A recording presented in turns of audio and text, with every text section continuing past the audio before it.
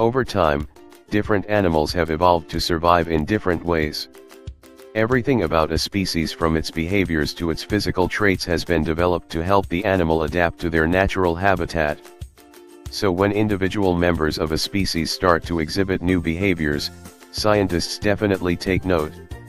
One creature is changing so drastically that researchers believe they're watching evolution in action.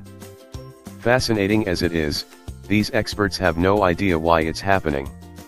This strange creature may look like a snake with extraordinarily tiny arms, but it's actually the yellow-bellied three-toed skink, or Siphosa equals, and it's native to eastern Australia. Note the small arms situated just below its face. For most of its known history on Earth, this type of skink has given birth by laying eggs, but recently scientists have noticed something unusual. This animal's birthing methods are evolving in real time. Some yellow-bellied skinks in the warm coastal lowlands are continuing to lay eggs the way they always have. That said, researchers have noticed a major change that's causing quite a stir in the scientific community.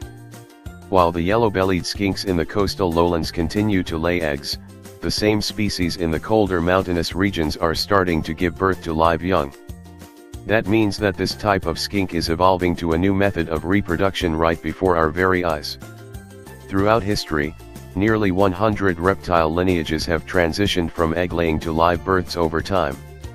Today, roughly 20% of living snakes and lizards give birth to live young. While this transition might have been inevitable, no one knew when it would occur. This was the first time in history that scientists have caught a reptile transitioning from one behavior to the other as it was happening. In the past, no such evolutions were ever recorded in real time, so to speak. So, how did it happen? James Stewart, a biologist at East Tennessee State University who was researching the phenomenon, said, "By studying differences among populations that are in different stages of this process, you can begin to put together what looks like the transition from one birth style to the other." One question scientists are hoping to answer in studying the skink's ability to give birth this way is how the reptile's live babies are getting nutrients with this new biological arrangement.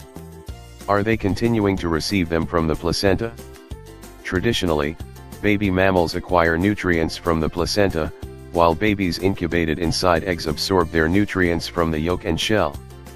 Without either one of these protective casings, how live skink babies are surviving in vitro is currently a mystery.